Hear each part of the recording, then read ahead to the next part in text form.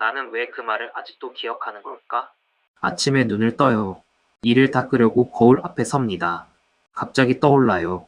몇 년 전 누군가가 아무렇지 않게 던진 한마디. 칫솔을 든 채로 멈춰 있습니다. 내가 왜 아직도 이걸 생각하고 있는 거지? 사람들 사이에 앉아 있는데 비슷한 말투가 들립니다. 심장이 쿵 내려앉습니다. 아, 또 시작이다. 학교에서 선생님이 반 전체 앞에서 말했습니다. 너는 원래 좀 그렇잖아. 교실에 웃음이 퍼졌습니다. 얼굴이 달아오르는데 아무 말도 못했습니다. 나만 이상한 건가? 저녁에 샤워를 합니다. 물소리 사이로 혼잣말이 시작됩니다. 그때 이렇게 말했으면 좋았을 텐데. 이불 속에 누워서 천장을 봅니다. 가까운 사람이 한 말이 떠오릅니다. 내가 뭘 잘한다고. 온종일 괜찮았는데 밤이 되면 돌아옵니다. 이걸 언제까지 가지고 살아야 하는 거지? 그런데 정작 그 말을 한 사람은 기억하지 못합니다. 진심으로 모릅니다. 당신이 유독 예민한 게 아닙니다. 당신의 뇌가 원래 그렇게 설계된 겁니다. 이 영상을 끝까지 보시면 아, 내가 이상한 게 아니었구나 하는 확신이 들 겁니다. 그리고 그 기억을 다루는 구체적인 방법까지 가져가시게 됩니다. 당신의 뇌 안에는 블랙박스가 하나 있습니다. 편도체라는 부위인데요. 자동차 블랙박스가 사고 순간을 자동으로 저장하듯이 이 뇌 속 블랙박스는 감정적 충격이 들어오는 순간 자동으로 녹화 버튼을 누릅니다. 당신의 의지와 상관없이요. 그리고 뇌에는 편집실도 있습니다. 전전두피질이라는 곳인데 기억을 정리하고 불필요한 장면을 잘라내고 맥락을 붙이는 편집 작업을 합니다. 블랙박스는 자동 녹화 장치이고 편집실은 그 영상을 다듬는 곳입니다. 문제는 이 두 곳이 상처를 준 사람과 받은 사람에게서 완전히 다르게 작동한다는 겁니다. 콜롬비아 대학교 첼시 헬리온 교수팀이 2020년에 발표한 연구가 있습니다.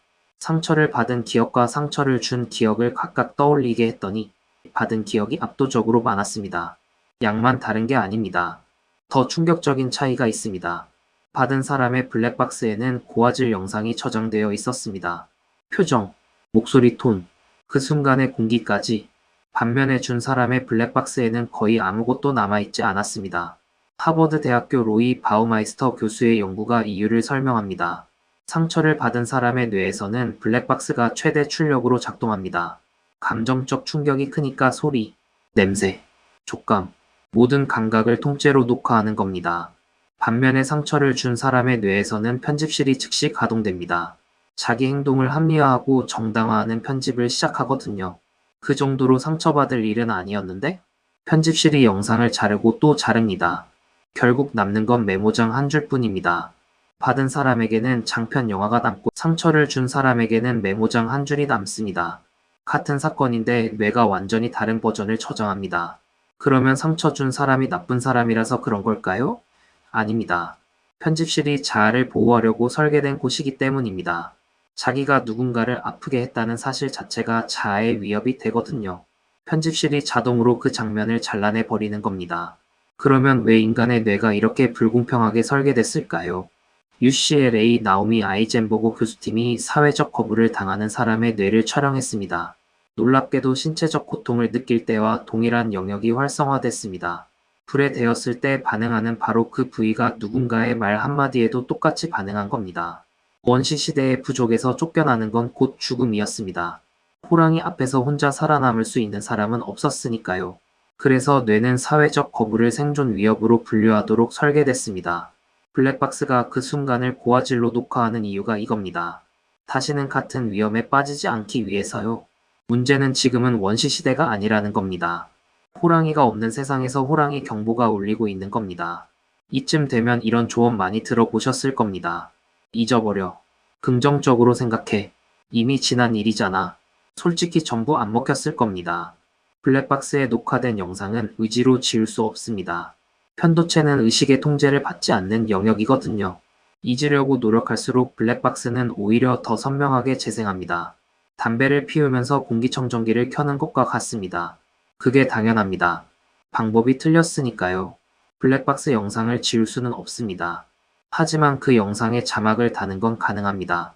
UCLA 매튜 리버만 교수팀이 감정에 이름을 붙이는 순간 편도체의 활성화가 줄어드는 것을 MRI로 확인했습니다. 블랙박스의 출력이 낮아지고 편집실이 다시 가동되기 시작하는 겁니다. 이걸 실전에서 쓸 수 있도록 3단계로 정리했습니다. 블랙박스 자막 달기입니다. 첫 번째, 알아차리기. 그 기억이 떠오르는 순간, 아, 지금 블랙박스가 재생되고 있구나 하고 인식하는 겁니다. 기억 속에 빠져드는 것과 기억을 바라보는 것은 완전히 다른 뇌 상태입니다. 빠져들면 블랙박스가 주도권을 잡습니다. 바라보면 편집실이 가동됩니다. 두 번째, 감정에 이름 붙이기. 화가 난다보다 더 정확하게요. 무시당한 느낌이다. 내가 가치 없다고 느껴진다. 억울하다. 이름이 구체적일수록 편도체 출력은 더 빠르게 떨어집니다. 세 번째, 출처 추적. 이 단계가 앞에 두 단계와 결합될 때 진짜 변화가 시작됩니다. 이건 지금 내가 느끼는 게 아니라 3년 전 그 순간이 재생되고 있는 거다. 이 한 문장이 블랙박스의 볼륨을 확 낮춥니다. 솔직히 의심스러우실 수 있습니다. 그래서 딱 3일만 해보세요. 하루에 3번. 그 기억이 떠오를 때마다 이 세 단계를 밟아보는 겁니다. 지금 앉아 계신 자리에서 한번 해보세요. 떠오르는 기억 하나를 골라보세요. 속으로 말해보세요. 블랙박스가 재생되고 있다. 이 감정의 이름은 뭐다? 이건 과거 영상이다. 세 문장이면 됩니다. 이건 오늘 당장 쓸 수 있는 단기 처방입니다. 그런데 여기서 함정이 하나 있습니다. 이렇게 생각하시는 분 계실 겁니다. 이거 결국 나만 노력하라는 거잖아. 아닙니다. 이건 상대를 용서하는 훈련이 아닙니다. 당신의 뇌에서 당신이 다시 주도권을 잡는 훈련입니다. 블랙박스가 멋대로 재생 버튼을 누르는 게 아니라 당신이 재생과 정지를 결정하는 겁니다. 장기적으로 이 훈련은 신경가소성을 만듭니다. 뇌는 반복되는 패턴에 적응하도록 설계되어 있거든요.